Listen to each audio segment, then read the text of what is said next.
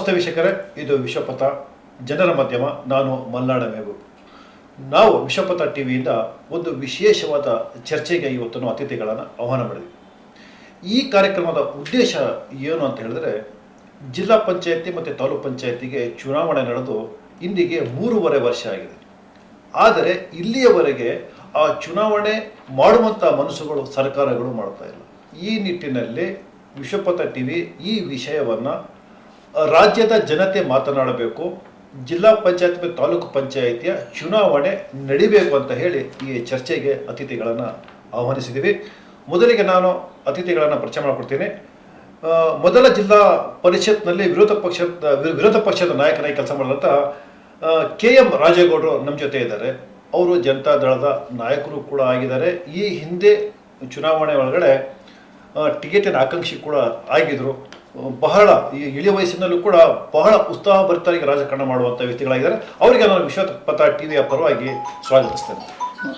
ಜೊತೆಗೆ ಇನ್ನೊಬ್ಬರು ಅತಿಥಿ ನಮ್ಮ ಜೊತೆ ಬಂದಿದ್ದಾರೆ. ಜಿಲ್ಲಾ ಪಂಚಾಯತಿನ ಮಾಜಿ ಅಧ್ಯಕ್ಷರು ಶ್ರೀ ಬಯಲಹಳ್ಳಿ ಸತ್ಯನಾರಾಯಣರವರು. ಇವರು ಕೂಡ ನಾನು ಆತ್ಮೀಯವಾಗಿ ಸ್ವಾಗತವನ್ನು ಬಯಸ್ತೇನೆ. ಸರ್, ಇವತ್ತು ವಿಶ್ವಪಥ ಟಿವಿ ಇದನ್ನು ಯಾಕೆ ಚರ್ಚೆ ಮಾಡೋದಕ್ಕೆ ಮುಂದೆ ಬಂದಿದೆ ಅಂತ ಹೇಳಿದ್ರೆ, ನಮ್ಮದು ಒಂದು ವ್ಯವಸ್ಥೆ ಇದೆ.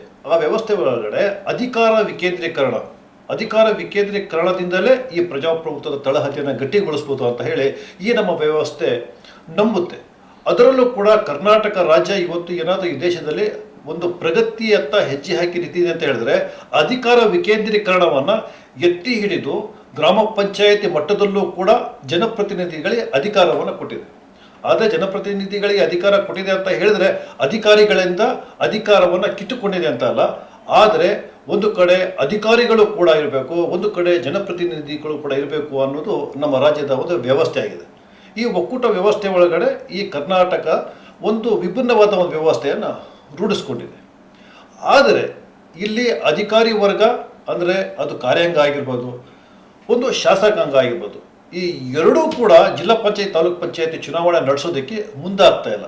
ಇದರ ಪರಿಣಾಮ ಏನಾಗ್ತಾ ಇದೆ, ಗ್ರಾಮೀಣ ಜನರ ಬದುಕಿನ ಮೇಲೆ ಇದರ ಪರಿಣಾಮ ಏನು ಬೀಳ್ತಾ ಇದೆ ಅನ್ನೋದನ್ನು ನಾವು ರಾಜ್ಯದ ಜನರಿಗೆ ತೋರಿಸ್ಕೊಡ್ಬೇಕು. ಇದು ಒಂದು ಚರ್ಚೆಗೆ ಬರಬೇಕು. ಜಿಲ್ಲಾ ಪಂಚಾಯತ್ ತಾಲೂಕು ಪಂಚಾಯತಿ ಚುನಾವಣೆ ಬೇಗ ನಡಿಬೇಕು ಅನ್ನೋ ಉದ್ದೇಶದಿಂದ ವಿಶ್ವಪಥ ಟಿವಿ ಈ ಚರ್ಚೆಗೆ ಮುಂದಾಗಿದೆ. ಹಾಗಾಗಿ ಸರ್, ಇದಕ್ಕೆ ನಿಮ್ಮ ಮೊದಲ ಪ್ರತಿಕ್ರಿಯೆ ಏನು ಸರ್? ಉತ್ತಮ ಕಾರ್ಯಕ್ರಮ ಮಾಡ್ತಾಯಿದ್ರಿ. ಬಹುಶಃ ನಾನು ಕಂಡಾಗೆ ದೇವೇಗೌಡರ, ನಮ್ಮ ರಾಷ್ಟ್ರದ ನಾಯಕರಾಗಿದ್ದ ದೇವೇಗೌಡರ ಆದಿಯಾಗಿ ಸ್ಥಳೀಯ ಸಂಸ್ಥೆಗಳ ಮೂಲಕ ಬಂದು ನಾಯಕತ್ವ ರೂಢಿಸ್ಕೊಂಡವರು.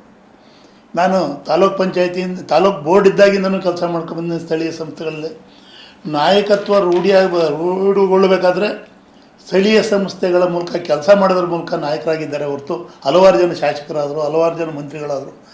ಅದೇ ಬೇಸು, ಏನು ನಾವು ಸ್ಥಳೀಯ ಸಂಸ್ಥೆಗಳೇನಿದ್ದಾವೆ ಅದೇ ಬೇಸ್ ಮಾಡ್ಕೊಂಡು ಮೇಲೆ ಬಂದವರು. ಅದರಿಂದ ಸ್ಥಳೀಯ ಸಂಸ್ಥೆಗಳ ಅತ್ಯಂತ ಅಗತ್ಯವಾಗಿದೆ. ಅದರ ಮೂಲಕ ಗ್ರಾಮೀಣ ಪ್ರದೇಶದ ಅಭಿವೃದ್ಧಿ ಜೊತೆಗೆ ರಾಜ್ಯದ ಸಂಪೂರ್ಣ ಸರ್ವಾಂಗೀಣ ಅಭಿವೃದ್ಧಿಗೆ ಪೂರಕವಾಗಿ ಕೆಲಸ ಮಾಡ್ಬೋದು ಅಂತ ನನ್ನ ನಂಬಿಕೆ. ಸರ್, ನಿಮ್ಮ ಅಭಿಪ್ರಾಯ ಸರ್? ಸನ್ಮಾನ್ಯ ಶ್ರೀ ರಾಜೇಗೌಡರು ಹೇಳಿದಾಗೆ, ನಾನು ಮಂಡಲ ಪಂಚಾಯತಿ ಪ್ರಧಾನರಾಗಿ ಮೊದಲು ಚುನಾವಣೆಗೆ ಗ್ರಾಮ ಪಂಚಾಯತಿಯಿಂದ ಮಂಡಲ ಪಂಚಾಯತಿ ಪ್ರಧಾನರಾಗಿ ಬಂದೆ. ಅವತ್ತಿನ ದಿವಸದಲ್ಲಿ ಏನು ಮಂಡಲ ಪಂಚಾಯತಿ ಇತ್ತು ಅದಕ್ಕೆ ವಿಶೇಷವಾದ ಅಧಿಕಾರ ಕೊಟ್ಟಿದ್ದರು.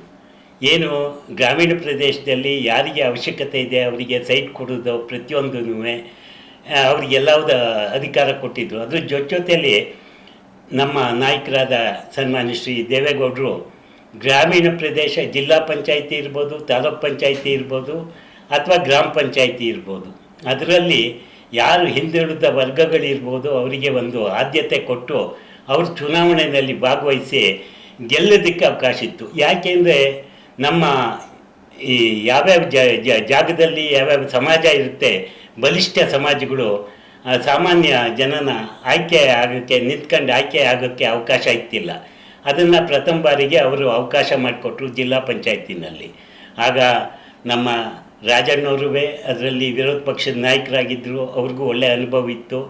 ಹಾಗೆ ಅದ್ರ ಜೊತೆಯಲ್ಲಿ ಪ್ರತಿಯೊಂದು ಗ್ರಾಮೀಣ ಪ್ರದೇಶದಲ್ಲೂ ಏನು ಕೆಲಸಗಳು ಆಗಬೇಕು, ಅದು ಮಂಡಲ ಪಂಚಾಯತಿ ಇರ್ಬೋದು, ಗ್ರಾಮ ಪಂಚಾಯತಿ ಇರ್ಬೋದು, ತಾಲೂಕು ಪಂಚಾಯತಿ, ಜಿಲ್ಲಾ ಪಂಚಾಯತಿ, ಇಷ್ಟರಲ್ಲೂ ಮಾಡಲಿಕ್ಕೆ ನೇರವಾದ ಅವಕಾಶ ಇತ್ತು. ಅವ್ರ ಹತ್ರ ಜನಗಳು ಬಂದು ಅವರಿಗೆ ಪ್ರತಿಯೊಂದು ಕಷ್ಟ ಸುಖಗಳನ್ನ ಹೇಳ್ಕೊಳ್ಳೋರು, ಅದರಂತೆ ನಡೀತಿತ್ತು. ಅದು ದುರದೃಷ್ಟವಶಾತ್ 2021ರಿಂದ ಚುನಾವಣೆಯೇ ಆಗಿಲ್ಲ, ಜನಗಳು ವಂಚಿತರಾಗಿದ್ದಾರೆ. ಹಾಗೆ ಯಾರು ಆಯ್ಕೆಯಾಗಿ ಜನಪ್ರತಿನಿಧಿಗಳು ಮುಂದೆ ಏನು MLA ಆಗ್ಬೋದು, ಯಾವುದೇ ಹುದ್ದೆಗೆ ಹೋಗ್ಬೋದು, ಹೋದರೆ ಇದೊಂದು ಅನುಭವ ಏನಾಗೋದು ಈ 3 ಹಂತದ ವ್ಯವಸ್ಥೆ ಒಳಗಡೆ ಅದು ತಪ್ಪಿದೆ ಅಂತ ನನ್ನ ಭಾವನೆ. ಸರ್, ಈಗ ಪಂಚಾಯತ್ ರಾಜ್ಯ ವ್ಯವಸ್ಥೆ ಒಳಗಡೆ ಅದರದ್ದು ಒಂದು ತತ್ವಗಳಿದ್ದಾವೆ. ಜನರಿಂದಲೇ ಜನರಿಗೆ ಅಧಿಕಾರ ಅಂತ ಹೇಳಿ ಅಂತ. ಈಗಿರೋ ವ್ಯವಸ್ಥೆ ಒಳಗಡೆ 3.5 ವರ್ಷಗಳಲ್ಲಿ ಚುನಾವಣೆ ನಡೆದಿಲ್ಲ. ಈ ವ್ಯವಸ್ಥೆ ಒಳಗಡೆ ಈ ತತ್ವದ ಅಡಿಯಲ್ಲಿ ಕೆಲಸ ನಡೀತಾ ಇದೆಯಾ?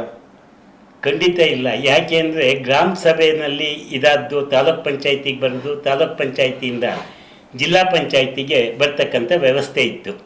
ಯಾವುದು ಸಾಮಾನ್ಯ ಜನರ ಏನು ಆಗು ಹೋಗುಗಳಿದೆ ಗ್ರಾಮೀಣ ಪ್ರದೇಶದಲ್ಲೇ ಇರ್ಬೋದು, ಅದು ಬರ್ತಾ ಇತ್ತು. ಈಗ ಅದು ಇಲ್ದಲೇ ಅಧಿಕಾರಿ ವರ್ಗ ಮನಸ್ಸೋ ಇಚ್ಛೆ ಅಂತ ಹೇಳಿರ್ತಪ್ಪ ಆಗ್ಬೋದು, ಅವರಿಗೆ ಪೂರ್ಣವಾದ ಮಾಹಿತಿ ಇರೋದಿಲ್ಲ, ಗ್ರಾಮ ಸಭೆ ಸರಿಯಾಗಿ ನಡೆಯೋದಿಲ್ಲ, ಅದರಿಂದ ಕೆಲಸ ಕಾರ್ಯಗಳು ಸರಿಯಾಗಿ ಆಗೋಲ್ಲ. ಸರ್, ತಾವೇನು ಹೇಳ್ತೀವಿ ಸರ್, ಜನಪ್ರತಿನಿಧಿಗಳು ಇಲ್ಲದಲ್ಲೇ ಈ ತತ್ವ ಜನರಿಂದಲೇ ಅಧಿಕಾರ ಅನ್ನೋದು ಸಾಧ್ಯತೆ ಇಲ್ಲ? ಈಗ ಏನಾಯಿತು, ಜಿಲ್ಲಾ ಪರಿಷತ್ ಅಸ್ತಿತ್ವಕ್ಕೆ ಬಂತಲ್ಲ, ನಜೀರ್ ಸಾಹೇಬ್ರವ್ರು ಮಾಡಿದಂಥ ಈ ಪಂಚಾಯತಿ ಸುಧಾರಣೆಯಲ್ಲಿ 3 ಹಂತ ಇತ್ತು. ಒಂದು ಮಂಡಲ್ ಪಂಚಾಯತ್. ಮಂಡಲ್ ಪಂಚಾಯತ್ಗೆ ಅದೇ ವ್ಯಾಪ್ತಿಯಲ್ಲಿ ಸಂಪೂರ್ಣವಾಗಿ ಕೆಲಸ ಮಾಡುವಂಥ ಅಧಿಕಾರನ ಮಂಡಲ್ ಪಂಚಾಯತ್ ಪ್ರಧಾನರಿಗೆ ಕೊಟ್ಟಿದ್ದರು. ನಂತರ 2ನೇ ಹಂತದಲ್ಲಿ ತಾಲೂಕು ಸಮಿತಿ, ಅದು ತಾಲೂಕು ಚುನಾಯಿತ ಸಮಿತಿ ಅಲ್ಲ, ಏನು MLAಗಳಿದ್ದರು, ಆ ತಾಲೂಕಿನಲ್ಲಿ ಎಲೆಕ್ಟ್ ಆದಂಥ ಜಿಲ್ಲಾ ಪಂಚಾಯತ್ ಸದಸ್ಯರುಗಳಿದ್ದರು, ಪ್ರಧಾನರಿದ್ದರು, ಇವ್ರದ್ದೊಂದು ಸಮಿತಿ ಮಾಡಿ ಅಲ್ಲೊಂದು ಅಡ್ವೈಸರಿ ಕಮಿಟಿ ಟೈಪಲ್ಲಿ ಕೆಲಸ ಮಾಡ್ತಿತ್ತು. ನಂತರ ಜಿಲ್ಲಾ ಪರಿಷತ್ ಇತ್ತು. ಜಿಲ್ಲಾ ಪರಿಷತ್ತಿಗೆ ವಿಶೇಷವಾದ ಹಕ್ಕುಗಳನ್ನು ಕೊಟ್ಟಿದ್ದರು. ಜಿಲ್ಲಾ ಪರಿಷತ್ ಅಧ್ಯಕ್ಷರುಗಳು ತೆಗೆದುಕೊಳ್ಳೋ ನಿರ್ಣಯ ಇವತ್ತು ಸಂಪೂರ್ಣ ಜಾರಿ ಬರುವಂಥ ಅವಕಾಶ ಇತ್ತು. ಹಾಗಾಗಿ ಯಾವುದೇ ಕೆಲಸಗಳು ಜಿಲ್ಲಾ ಪಂಚಾಯತಲ್ಲಾಗಲಿ ಮಂಡಲ ಪಂಚಾಯತಲ್ಲಾಗಲಿ ತೆಗೆದುಕೊಂಡ ತೀರ್ಮಾನ ಯಶಸ್ವಿಯಾಗಿ ಜಾರಿ ಆಗ್ತಿದ್ವು, ಯಾವುದೇ ಅಡಚಣೆಗಳಿದೆ. ಬಟ್ ನಂತರ ಕೆಲವು ತಿದ್ದುಪಡಿ ತಂದು ಪಂಚಾಯತಿ ವ್ಯವಸ್ಥೆಯಲ್ಲಿ ಬದಲಾವಣೆ ತಂದ ಮೇಲೆ ಸ್ವಲ್ಪ ಆ ಹಿಂದಿನ ಫೋರ್ಸು ಕೆಲಸಗಳು ನಡೀತಾ ಇಲ್ಲ. ಆದರೂ ಈ ವ್ಯವಸ್ಥೆ ಅಗತ್ಯ. ಇವತ್ತೇನು ನಮ್ಮ ಗ್ರಾಮ ಪಂಚಾಯತಿ ಇದೆ, ತಾಲೂಕ್ ಪಂಚಾಯತಿ ಇದೆ, ಜಿಲ್ಲಾ ಪಂಚಾಯತ್ ಇದೆ, ಈ ವ್ಯವಸ್ಥೆ ಅಗತ್ಯ ಭಾರಿ ಇದೆ. ಇದರ ಮೂಲಕ ಗ್ರಾಮೀಣ ಪ್ರದೇಶದ ಅಭಿವೃದ್ಧಿ ಜೊತೆಗೆ ಗ್ರಾಮೀಣ ಪ್ರದೇಶದ ನಾಯಕತ್ವದ ಬೆಳವಣಿಗೆಗೂ ಪೂರಕವಾಗಿರೋ ಕೆಲಸ ಆಗುತ್ತೆ. ಈ ದೃಷ್ಟಿಯಿಂದ ಜೊತೆಗೆ ಜನರಲ್ಲಿ ವಿಶ್ವಾಸ ಗಳಿಸೋದಕ್ಕೆ, ಜನರ ಕೆಲಸ ಮಾಡಬೇಕು ಅನ್ನೋ ತುಡಿತ ಬೆಳೆಸ್ಕೊಳ್ಳೋದಕ್ಕೆ, ಜನರ ಮಧ್ಯೆ ನಾನು ಬೆರಿಬೇಕು ಅನ್ನೋ ಭಾವನೆ ರೂಢಿಸ್ಕೊಳ್ಳೋದಕ್ಕೆ, ಎಲ್ಲರೂ ಒಟ್ಟಾಗಿ ಹೋಗೋದಕ್ಕೆ ಅತ್ಯಂತ ಪೂರಕವಾಗಿ ಕೆಲಸ ಮಾಡುವಂಥ ವ್ಯವಸ್ಥೆ ಇದು. ಈ ವ್ಯವಸ್ಥೆನ ಕುತ್ತಿಗೆ ಎಸ್ಕೋದು ಅಂಥ ಆರೋಗ್ಯಕರವಾದ ಬೆಳವಣಿಗೆ ಅಲ್ಲ. ಸಂವಿಧಾನವೇ ಹೇಳುತ್ತೆ, ಚುನಾವಣೆ ನಡೆದ ಆ ಸಂಸ್ಥೆ ಎಲ್ಲಿವರೆಗೂ ಇರುತ್ತೆ ಅದು ಅದರ ಅವಧಿ ಮುಗಿದ ತಕ್ಷಣವೇ ಮತ್ತೆ ಚುನಾವಣೆ ಆಗಬೇಕು ಅಂತ ಹೇಳುತ್ತೆ. ಆದರೆ ವಿಪರ್ಯಾಸ ಅಂದರೆ 3.5 ವರ್ಷ ಆದರೂ ಯಾವುದಾದ್ರೂ ಕಾರಣ ಕೊಡ್ಕೊಂಡು ಚುನಾವಣೆ ನಡೆದಿಲ್ಲ. ಇದು ಆರೋಗ್ಯಕರವಾದ ತೀರ್ಮಾನ ಅಲ್ಲ. ಚುನಾವಣೆ ಕಾಲಕ್ಕೆ ನಡೀಬೇಕು. ಅದು ನಾವು ನಮ್ಮ ಸರ್ಕಾರ ಇದ್ದರೆ ಏನು ಸ್ಥಳೀಯ ಸಂಸ್ಥೆಗಳು ಚುನಾವಣೆಯನ್ನು ನಡೆಸಿದರೆ ಅದರ ಪರಿಣಾಮ ನಮ್ಮ ಸರ್ಕಾರದ ಮೇಲೆ ಆಗುತ್ತೋ ಅನ್ನೋ ಭಯ ಭೀತಿ ಎಲ್ಲನೂ ಬಿಟ್ಟು ವ್ಯವಸ್ಥೆಗೆ ಹಾನಿ ಮಾಡೋದ ರೀತಿ ನಡ್ಕೊಂಡು ಹೋಗೋದು ಯಾವುದೇ ಸರ್ಕಾರ ಇದ್ದರೂ ಅದರ ಕರ್ತವ್ಯ, ಅದು ಮುಂದುವರಿಬೇಕು ಅಂತ ನಾನು ಒತ್ತಾಯ ಮಾಡ್ತೀನಿ. ಅದೇ ವಿಶ್ವಪಥ ಟಿವಿಯ ಪ್ರಶ್ನೆನೂ ಕೂಡ ಇದೇನೆ. MLA ಚುನಾವಣೆ ಅವಧಿಕ್ಕಿಂತ ಮುಂಚೆನೇ ಎಲ್ಲ ಪ್ರಿಪ್ರೇಷನ್ ಆಗುತ್ತೆ. MP ಚುನಾವಣೆ ಪ್ರಿಪ್ರೇಷನ್ ಆಗುತ್ತೆ, ಬೇಗ ಆಗಲೇಬೇಕು, ಆ ಕುರ್ಚಿನ ಬಿಟ್ಟಿರೋದಕ್ಕೆ ಆಗೋದಿಲ್ಲ ಅಂತ. ಪ್ರಧಾನಮಂತ್ರಿಗಳು ನಮ್ಮ ದೇಶದಲ್ಲಿ ನೋಡಿರ್ಬೋದು, ಹತ್ಯೆಗಳಾಗಿದ್ದಾವೆ, ದುರಂತಗಳು ತಿರೋಗಿದ್ದಾರೆ, ಅರ್ಧ ಗಂಟೆ ಕುರ್ಚಿನ ಖಾಲಿ ಬಿಟ್ಟಿಲ್ಲ, ಬೇರೆಯವ್ರನ್ನ ಕೂರಿಸಿದ್ದಾರೆ. ಮುಖ್ಯಮಂತ್ರಿಗಳ ಕುರ್ಚಿ ಕೂರೋದಕ್ಕೆ ಪೈಪೋಟಿಗಳು ನಡೀತವೆ. ಆದರೆ ಜಿಲ್ಲಾ ಪಂಚಾಯತ್ ಈಗ ಅಧ್ಯಕ್ಷರಾಗಿ 3.5 ವರ್ಷ ಅವಧಿ ಆಯಿತು, ಇನ್ನೂ ಕೂಡ ಜಿಲ್ಲಾ ಪಂಚಾಯತ್ ಅಧ್ಯಕ್ಷ ಸ್ಥಾನ ಯಾರೂ ಅಲಂಕಾರ ಮಾಡಿಲ್ಲ. ಮತ್ತು ಇನ್ನೊಂದು ಪ್ರಮುಖ ಪ್ರಶ್ನೆ ಏನಪ್ಪ ಅಂತ ಹೇಳಿದ್ರೆ, ಈಗ ಜಿಲ್ಲಾ ತಾಲೂಕ್ ಪಂಚಾಯತಿಯಲ್ಲಿ ಆ ಮೆಂಬರ್ಗಳಿರ್ತಾರೆ, ಆ ಮೆಂಬರ್ಗಳ ಅಸ್ಮಿತೆ ಅಂದರೆ ಅವರ ಕರ್ತವ್ಯಗಳು ಏನು, ಅವರು ಅಲ್ಲಿ ಯಾವ ರೀತಿ ಕಾರ್ಯ ನಿರ್ವಹಿಸ್ತಾರೆ, ಅವರ ಜವಾಬ್ದಾರಿ ಯಾಕೆ ಹೆಚ್ಚಿರುತ್ತೆ ಅಂತ.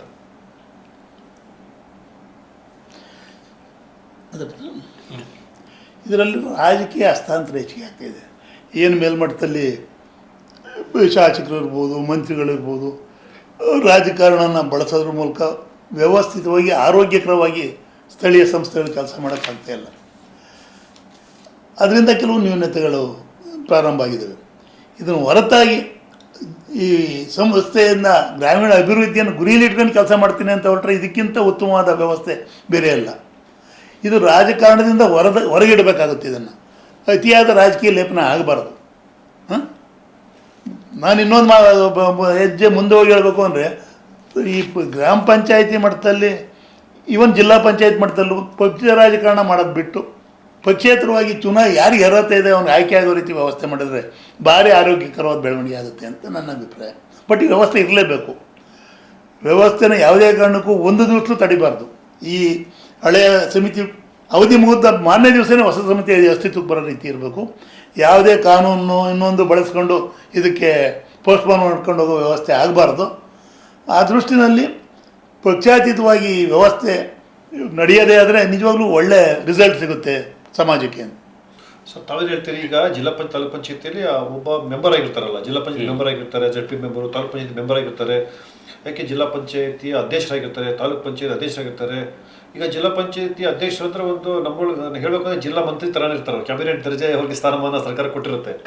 ಇದರ ಪ್ರಾಮುಖ್ಯತೆ ಎಷ್ಟಿರುತ್ತೆ ಜಿಲ್ಲಾ ಪಂಚಾಯತಿ ಒಳಗಡೆ ಅಂತ? ಖಂಡಿತ ಇವ್ರು ಹೇಳಿದಾಗೆ ಈಗ ಕಾನೂನಲ್ಲಿ ಏನಾಗಿದೆ, 5 ವರ್ಷಕ್ಕೆ ಚುನಾವಣೆಯನ್ನು ಮಾಡಲೇಬೇಕು ಅಂತಿದೆ ನನಗೆ ಮಾಹಿತಿ ಇದ್ದ ಪ್ರಕಾರ. 5 ವರ್ಷಕ್ಕೆ ಚುನಾವಣೆ ಆಗಲೇಬೇಕು. ಬಟ್ ರಾಜಕಾರಣಿಗಳು ಯಾವುದೇ ಪಕ್ಷ ಇರಲಿ, ಇವತ್ತು ಯಾರು ಎಲೆಕ್ಟ್ ಆಗಲಿ, ನಾನು ಹೇಳೋದು ಸೆಕೆಂಡ್ರಿ. ಅದು ಒಂದು ಉದಾರ ಮನೋಭಾವನೆನ ರಾಜ್ಯ ಸರ್ಕಾರ ತಗೋಬೇಕಾಗತ್ತೆ. ಕಾರಣ ಏನು ಅಂದರೆ, ಗ್ರಾಮೀಣ ಪ್ರದೇಶದಲ್ಲಿ ಹಲವಾರು ಪ್ರತಿಭೆಗಳು ಈ ವ್ಯವಸ್ಥೆ ಮುಖಾಂತರ, ತಾಲೂಕ್ ಪಂಚಾಯತಿ ಇರ್ಬೋದು, ಜಿಲ್ಲಾ ಪಂಚಾಯತಿ ಇರ್ಬೋದು, ಆ ವ್ಯವಸ್ಥೆ ಮುಖಾಂತರ ಅವರ ನಾಯಕತ್ವವನ್ನು ರೂಪಿಸ್ಕೊಳ್ಳಿಕ್ಕೆ ಮುಂದೆ MLA ಆದಾಗ ಹೇಗೆ ನಡ್ಕೋಬೇಕು ಅದಕ್ಕೆಲ್ಲ ಒಂದು ಅವಕಾಶ ಆಗುತ್ತೆ. ಆ ಉದ್ದೇಶದಲ್ಲೇ ನಜೀರ್ ಸಾಬ್ ಅವರು ಮಾಡಿದಾಗ ಅವರು ವೆಸ್ಟ್ ಬೆಂಗಾಲ್ ಇರ್ಬೋದು ಅಥವಾ ಆಂಧ್ರ ಪ್ರದೇಶ ಇರ್ಬೋದು, ಅಲ್ಲೆಲ್ಲ ಹೋಗ್ಬಿಟ್ಟು ಅಲ್ಲಿ ವ್ಯವಸ್ಥೆಗಳು ಹೇಗಿದೆ ಅಂತ ನೋಡ್ಕೊಂಡು ಅದಕ್ಕಿಂತ ಉತ್ತಮವಾದ ವ್ಯವಸ್ಥೆನ ಅವತ್ತು ಮಾಡಿದರು. ಆಮೇಲೆ ಬಂದ ಸರ್ಕಾರ ಕೆಲವು ಬದಲಾವಣೆಗಳನ್ನು ಮಾಡಿ ಶ್ರೀಯುತ ನಮ್ಮ ಸ್ನೇಹಿತರಾದ ರಾಜಗೌಡರು ಹೇಳಿದಾಗೆ ಅದನ್ನು ಅವರ ಇದ್ದಿದ್ದ ಏನು ಇತ್ತು ಬಲ ಇತ್ತು ಅದನ್ನು ಸ್ವಲ್ಪ ಕಮ್ಮಿ ಮಾಡಿದರು. ಏನಾದರೂ ಆಗಲಿ ಕೊನೆ ಪಕ್ಷ ಈ ವ್ಯವಸ್ಥೆ ಒಳಗಡೆ ಅದನ್ನು ತಕ್ಷಣ ಚುನಾವಣೆ ಮಾಡಿದರೆ ಈಗ 3.5 ವರ್ಷ 2021ಕ್ಕೆ ಅವಧಿ ಕ್ಲೋಸ್ ಆಗಿದೆ. ಅಲ್ಲಿಂದ ಇವತ್ತಿನ ತನಕ ಚುನಾವಣೆ ಆಗಿಲ್ಲ. ಚುನಾವಣೆ ಆಗದೇ ಇದ್ದಾಗ ಏನಾಗುತ್ತೆ ಅಂದರೆ, ನಾನು ಹಿಂದೆ ಹೇಳಿದಾಗೆ ಗ್ರಾಮೀಣ ಪ್ರದೇಶದ ಆಗುಹೋಗುಗಳ ಬಗ್ಗೆ ಮತ್ತು ಹಲವಾರು ವರ್ಗಗಳು ಏನು ಆರಿಸಿ ಬಂದು ಅವ್ರ ನಾಯಕತ್ವ ರೂಪಿಸ್ಕೊಳ್ಳಿಕ್ಕೆ ಯಾವುದಕ್ಕೂ ತುಂಬ ತೊಂದರೆಯಾಗಿದೆ. ಅದರಿಂದ ಆದಷ್ಟು ಬೇಗ ಈ ಚುನಾವಣೆ ಮಾಡಿದರೆ ನಮಗೆ ಈ ಗ್ರಾಮೀಣ ಪ್ರದೇಶದಲ್ಲಿ ಎಷ್ಟು ಸೀಟ್ ಬರುತ್ತೆಯೋ ಅನ್ನೋ ಲೆಕ್ಕಾಚಾರ ರಾಜಕೀಯ ಪಕ್ಷಗಳಿಗೆ. ಈ ಲೆಕ್ಕಾಚಾರ ಇಟ್ಕೋಬಾರ್ದು. ಈಗ ಹೇಗೆ ಅಸೆಂಬ್ಲಿ ಮತ್ತು ಪಾರ್ಲಿಮೆಂಟು ತಾವು ಹೇಳಿದಾಗೆ 5 ವರ್ಷದ ಒಳಗಡೆ ಏನು ಚುನಾವಣೆ ಆಗುತ್ತೆ, ಅವಧಿ ಮುಗಿದು 1 ದಿವಸದ ಒಳಗಡೆ ಅಲ್ಲಿ ಅಧ್ಯಕ್ಷರು ಕೂರ್ತಕ್ಕಂಥ ವ್ಯವಸ್ಥೆ ಆಗಬೇಕು. ತಾಲೂಕ್ ಪಂಚಾಯತಿ ಇರ್ಬೋದು, ಜಿಲ್ಲಾ ಪಂಚಾಯತಿ ಇರ್ಬೋದು, ಆ ವ್ಯವಸ್ಥೆ ಆಗಬೇಕು ಅನ್ನೋದು ನನ್ನ ಮನೋಭಾವ. ನೀವು ಇನ್ನೊಂದು ಒಳ್ಳೆ ಪ್ರಶ್ನೆ, ಒಳ್ಳೆ ವಿಚಾರನೆ ಮಂಡನೆ ಮಾಡಿದ್ರೆ, ಜಿಲ್ಲಾ ಪಂಚಾಯತಿ ಅನ್ನೋದು ಒಂದು ರಾಜಕೀಯ ಉನ್ನತ ಹುದ್ದೆಗೆ ಹೋಗೋದಕ್ಕಿಂತ ಮುಂಚಿನ ಒಂದು ಮೆಟ್ಟಲು. ಹೌದು. ಈಗ ಇವತ್ತು MP ಆಗಿದ್ದಾರೆ ಶೇಷ್ ಪಟೇಲ್, ಅವರು ಕೂಡ ಜಿಲ್ಲಾ ಪಂಚಾಯತ್ ಮೆಂಬರ್ ಆಗಿದ್ರು. ಮತ್ತೆ ನೀವು ಗುರುದೇವ್ರವರು CS ಪುಟ್ಟೇಗೌಡರು ಇರ್ಬೋದು, ಬಾಲಕೃಷ್ಣ ಅವರು ಇರ್ಬೋದು, ಆಮೇಲೆ ಸನ್ಮಾನ್ಯ ಶ್ರೀ ರೇವಣ್ಣ ಸಾಹೇಬ್ರು ಇರ್ಬೋದು, ಎಲ್ಲರೂ ಜಿಲ್ಲಾ ಪಂಚಾಯತಿ ಮುಖಾಂತರನೇ ಹುದ್ದೆಗೆ ಹೋಗಿದ್ದು. ಈಗ ಇವರು MLA ಆಗಿದ್ದಾರೆ. ಎಲ್ಲರೂ ಹಿಂದಿನವ್ರ ಚರಿತ್ರೆ ತಗೊಳ್ಳಿ. ಹಾಸನ ಜಿಲ್ಲೆಯಲ್ಲಿ MLAಗಳಾಗಿದ್ದಂಥ ಅವ್ರ ಪೈಕಿ 75 ಭಾಗ ತಾಲೂಕು ಬೋರ್ಡ್ ಇತ್ತಲ್ಲ, ಆಗ ತಾಲೂಕು ಬೋರ್ಡಲ್ಲಿ ಅಧ್ಯಕ್ಷರಾಗೋ ತಾಲೂಕು ಬೋರ್ಡ್ ಸದಸ್ಯರಾಗೋ ಕೆಲಸ ಮಾಡಿದವ್ರಿಗೆ ಹೆಚ್ಚಿಗೆ ಅಸ್ತಿತ್ವ ಸಿಗ್ತಿತ್ತು. ಯಾಕೆಂದರೆ ಅವ್ರು ಇಂಡಿವಿಜುವಲ್ ಆಗಿ ನಾಯಕತ್ವ ರೂಢಿಸ್ಕೊಳ್ಳೋಕೆ ಒಳ್ಳೆ ಅವಕಾಶ ಇತ್ತು. ನಾನು ಕೆಲಸ ಮಾಡಿದ್ನಲ್ಲ, ದೇವರಾಜು ಅರಸು ಚೀಫ್ ಮಿನಿಸ್ಟರ್ ಆದ ಕಾಲದಲ್ಲಿ ನಾವು ತಾಲೂಕು ಬೋರ್ಡ್ ಮೆಂಬರ್ಗಳು. ಎಲ್ಲರೂ ನೆನಪನವ್ರು ಇರ್ಬೋದು, ಎಂ ನಂಜೇಗೌಡ ಬೈಯೂರು ಇರ್ಬೋದು, ಈ ನಂಜೇಗೌಡರು ಇರ್ಬೋದು, ಎಂ ನಂಜೇಗೌಡರು ಇರ್ಬೋದು, ಕಣಗಾಲ್ ಚಿಕ್ಕೇಗೌಡರು ಇರ್ಬೋದು. ನಾನು ಈಗಂತೂ 100 ಉದಾಹರಣೆ ಕೊಡ್ತೀನಿ. ಅವ್ರು ಬೆಳೆದಿದ್ದೇ ತಾಲೂಕು ಬೋರ್ಡ್ ಮೂಲಕ. ತಾಲೂಕು ಬೋರ್ಡಲ್ಲಿ ಏನಾದ್ರು ಅಧಿಕಾರ ಸಿಕ್ಕರೆ ಅವರ ರಾಜಕೀಯ ಬೆಳವಣಿಗೆ ಪೂರಕವಾಗಿ ಇದಾಗೋದು.